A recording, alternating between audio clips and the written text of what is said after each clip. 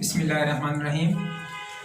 Numerical analysis में आज का हमारा जो टॉपिक है, सिस्टम ऑफ लीनियर इक्वेशंस को सॉल्व करने के मुख्तलिफ मेथड्स हैं। इनमें कुछ जो आपके कोर्स के अंदर हैं वो डायरेक्ट मेथड्स हैं और कुछ इनडायरेक्ट मेथड्स हैं, यानी डायरेक्ट मेथड्स या आइटरेटिव मेथड्स। तो डायरेक्ट मेथड्स के अंदर सबसे पहले आज मैं आपको ये दो मेथड जो हैं तकरीबन सिमिलर हैं, थोड़ा सा इनमें डिफरेंस है। एक है गॉस एलिमिनेशन मेथड और एक है गॉस जॉर्डन मेथड। इक्वेशंस को सॉल्व करना होता है, इन दोनों मेथड से हम करते हैं। तो दोनों में कोई थोड़ा सा फर्क है, लेकिन इन मेथड्स के ऊपर बात करने से पहले आपको echelon form of a matrix and reduced echelon form of a matrix, इसके बारे में क्लियर होना चाहिए।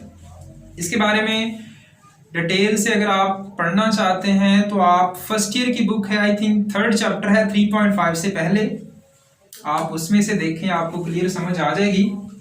लेकिन मैं आपको यहाँ पे बता देता हूं, ऐसा मैट्रिक्स जिसमें हर एक लीडिंग एंट्री ऑफ ए रो वो 1 होनी चाहिए। कुछ ऑथर्स कहते हैं कि 1 ना भी हो तो काम चल जाता है, लेकिन हमारे सिलेबस में या जो जितना हमारे पास कोर्स है उसके जो रिलेटेड है वो 1 होनी चाहिए। अब लीडिंग एंट्री क्या है? जहां से रो स्टार्ट होती है, यहां पे देखें 1 3 5 फर्स्ट रो है, तो स्टार्ट होने वाला एलिमेंट क्या है? 1 है। लीडिंग एंट्री 1 होनी चाहिए, पहली बात। एचेलॉन फॉर्म की बात कर रहा हूं। फिर वो कहता है कि अगर ये 1 है ना, पहली रो के अंदर पहली लीडिंग एंट्री 1 है, तो हर रो के अंदर जो लीडिंग एंट्री 1 होनी चाहिए। फिर जो जीरोस की तादाद होगी, number of zeros before the leading entry, यानी लीडिंग एंट्री से पहले नंबर ऑफ जीरोस जो हैं वो आने वाली जो रो होगी उसमें पहले वाली जो रो है उसकी निस्बत ज्यादा होनी चाहिए। जैसे पहली रो के अंदर लीडिंग एंट्री 1 है, उससे पहले कोई जीरो नहीं है, लेकिन अगर हम दूसरी रो देखते हैं तो वहां पर लीडिंग एंट्री 1 है, तो उससे पहले कितने जीरो आ गए? 1। फिर तीसरी रो देखते हैं तो लीडिंग एंट्री 1 है, तो इस रो में 1 जीरो था, तो आगे वाली रो में कितने जीरो हो गए? 2। यानी हर आने वाली रो के अंदर लीडिंग एंट्री से पहले जो नंबर ऑफ जीरोस हैं वो ज्यादा होने चाहिए एज कंपेयर टू बिफोर, जो पहले वाली जो रोज हैं उनमें। फिर बात कर लेते हैं रिड्यूस्ड एचेलॉन फॉर्म।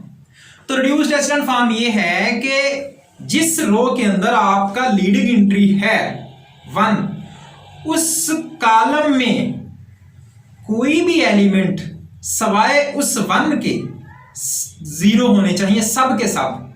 कोई भी नॉन जीरो एलिमेंट नहीं होना चाहिए। जैसे अगर यहां पे 1 था तो इसके नीचे दोनों 0 हैं, यहां पे 1 था तो ये भी 0 और ये भी 0 होना चाहिए। ये 1 है तो इसके ऊपर दोनों एंट्रीज 0 होनी चाहिए। ये हो गया रिड्यूस्ड एचेलॉन फॉर्म, यानी एचेलॉन फॉर्म और रिड्यूस्ड एचेलॉन फॉर्म।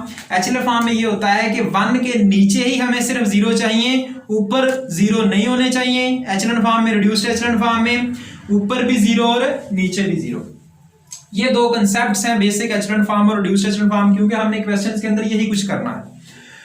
तो चलते हैं गॉस एलिमिनेशन मेथड में, सॉल्व बाय गॉसियन मेथड। ये सिस्टम ऑफ लीनियर इक्वेशंस है, x1 x2 2x3, ये 3 इक्वेशंस हैं, इनको सॉल्व करना है इस मेथड से। तो सबसे पहले तो हम इसको मैट्रिक्स फॉर्म में लिखते हैं, जैसे आपने पहले भी मैट्रिक्स पढ़े होंगे, उसके मैट्रिक्स फॉर्म बनाते हैं। यानी जो है वो हमारे पास एगमेंटेड मैट्रिक्स है, आर्गुमेंटेड नहीं, एगमेंटेड मैट्रिक्स है। A B is equal to matrix, इन जितने भी कोफिशिएंट्स हैं उनका बना लिया, पहले लाइन लगाई, डॉटेड लाइंस भी लगा सकते हैं। ये जो कांस्टेंट्स हैं इनको लिख लिया, ये आपका ऑगमेंटेड मैट्रिक हो गया।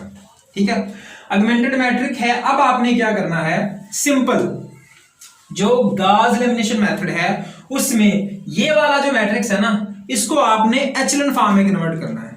मतलब कि यहां पे 1 है तो इसके नीचे ये दोनों 0 होने चाहिए, यहां पे 1 है तो इसके नीचे ये 0 होना चाहिए, यहां पे 1 है तो ऑलरेडी ठीक है। ठीक है, ये चीज आपने करनी है। तो ये आपका गॉसियन एलिमिनेशन मेथड होगा। तो करते हैं जी, रो ऑपरेशन लगाने हैं। ठीक है, रो या कॉलम ऑपरेशन दोनों में से कोई भी लगाएंगे, रो ऑपरेशन लगाएं। 1 है तो इसके नीचे 2 ये 0 करने हैं, तो क्या करेंगे R2 माइनस 4R1, यानी हमने R2 में आंसर लिखना है, ठीक है। तो R1 वैसे की वैसे लिख दी। अब यहां पे 1 है तो इसको 4 से मल्टीप्लाई करें, क्योंकि यहां पे 4 है, यहां पे मैं 0 चाहिए, यहां पे 1 है तो इसे 4 से मल्टीप्लाई करें तो 4 माइनस 4 0, ये चीजें हमें रखनी है, ठीक है। यही किया, इसको 4 से मल्टीप्लाई किया, 4 माइनस 4 0, इसी तरह ये आपका आंसर आ गया 5 माइनस 6 1। इसी तरह फिर मुझे यहां पे 0 चाहिए तो इनको माइनस कर ले, मैं 1 में से 1 निकालूं तो क्या बन जाएगा 0, तो R3 माइनस R1 ये ऑपरेशन हो गया।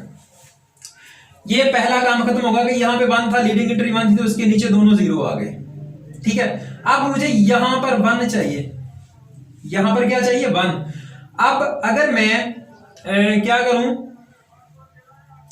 इसको 2 से मल्टीप्लाई करूं R3 को, 4 बन जाएगा ना, तो 5 माइनस 4 इज इक्वल टू 1। यही काम किया है कि R2 माइनस 2R3 ये 1 बन गया। यहां तक क्लियर होगा। अब इसकी तरफ आते, सेम जो आप इन एलिमेंट्स के साथ कर रहे हैं वैसा ही आपने इनके साथ भी करना है, ये जो कॉलम है इसके साथ भी। फिर यहां पे 1 है तो मुझे इसके नीचे यहां पे 0 चाहिए, तो इस 1 को मैं 2 से मल्टीप्लाई करूं तो 2 माइनस 2 क्या हो जाएगा 0। यही काम यहां पे किया गया, R3 माइनस 2R2, तो ये बन गया आपका 0। यहां तक क्लियर हो गया। सेम ऑपरेशंस यहां पे किए हैं। फिर मुझे यहां पे 1 चाहिए तो इसको 7 से डिवाइड कर दिया, 1/7 R3 1 आ गया। ये आपका आप देखिए एचेलॉन फॉर्म में है, यहां पे 1 था तो नीचे 2 0, यहां पे 1 है तो 0, यहां पे 1 ऑलरेडी आ गया, ये एचेलॉन फॉर्म में आ गया। अब आपने क्या करना है कि ये आपका x1 का एलिमेंट है, ये x2 का कोएफिशिएंट है, ये x3 का कोएफिशिएंट है, ये x2 का कोएफिशिएंट, ये x3 का कोएफिशिएंट, ये x3 का कोएफिशिएंट। आप यहां पे इसको कन्वर्ट करें इक्वेशंस में, तो ये आप पहली इक्वेशन बनी, दूसरी इक्वेशन बनी और तीसरी इक्वेशन बनी। बराबर किसके है, ये जो कांस्टेंट्स हैं, ये जो यहां से हमने लिए तो उनको सॉल्व करने के बाद ये चीज बनी, यानी x1 minus x2 plus 2x3 is equal to 0, x2 minus 4x3 is equal to 3, x3 is equal to -1। अब ये जो x3 है इसको इस इक्वेशन में पुट किया तो ये x2 इंप्लाइज दैट x2 की वैल्यू आ गई, और x2 और x3 को इसमें पुट किया तो x1 की वैल्यू आ गई। यानी आपके पास ये तीनों जो वैल्यूज आ गई हैं, सॉल्यूशन आपका मिल गया, x1 x2 और x3 की वैल्यू आ गई। ये था गाउस एलिमिनेशन मेथड, यानी आपने जो ऑगमेंटेड मैट्रिक्स है उसको एचेलॉन फॉर्म में कन्वर्ट करना है। अब हम बात करते हैं गाउस जॉर्डन मेथड। तो इसमें क्या है कि जो एचेलॉन फॉर्म आपने बनाई है उसको रिड्यूस्ड एचेलॉन फॉर्म में कन्वर्ट करें। मैं इसी क्वेश्चन को थोड़ा सा आगे उस मेथड से भी करके दे देता हूं ताकि ये यहां तक हो गया, सॉल्यूशन आ गया, same solution Gauss Jordan method से आएगा। यहां से मैंने मैट्रिक्स उठाया, यहां पे लिखा, ठीक है।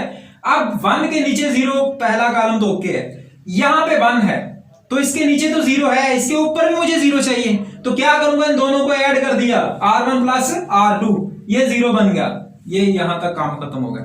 फिर आगे इस कॉलम में देखता हूं कि यहां पे 1 है तो मुझे ये दोनों एंट्री 0 चाहिए। अगर मैं 1 को 2 से मल्टीप्लाई करूं, इसमें ऐड कर दूं 2 माइनस 2 0, इसको 4 से मल्टीप्लाई करूं तो 4 माइनस 4 0, ये चीज यहां पे ऑपरेशन लगा, R2 plus 4R3 and R1 plus 2R3। तो अब देखो ये आपके पास एक रिड्यूस्ड एचेलॉन फॉर्म में कन्वर्ट हो गया, और ये आपका आइडेंटिटी मैट्रिक्स भी है। तो यहां से आपके पास x1 की वैल्यू ये है, x2 की ये है और x3 की ये वैल्यूज है, ठीक है। यहां तक समझ आ गई। यानी दो मेथड हैं आपके पास, एक है गॉस एलिमिनेशन मेथड और एक है गॉस जॉर्डन मेथड। ये दोनों मैंने आपको कोशिश की है कि समझ आ गई होगी इंशाल्लाह। और सिमिलर एक आपका जो डायरेक्ट मेथड है मैट्रिक्स इन्वर्जन मेथड, वो आपकी असाइनमेंट है, यानी आपने उसको खुद प्रैक्टिस कर लेना। वही सेकंड ईयर फर्स्ट ईयर वाला काम है सारा, 3.5 एक्सरसाइज है फर्स्ट ईयर की, तो वो आप वहां से आप देख सकते हैं कि किस तरह से मैट्रिक्स का इन्वर्स निकालना है, मैट्रिक्स इन्वर्जन मेथड उसे बोलते हैं। ओके बच्चों, अल्लाह हाफिज़। नेक्स्ट इंशाल्लाह नेक्स्ट लेक्चर के साथ फिर हाजिर होंगे। अल्लाह हाफिज़।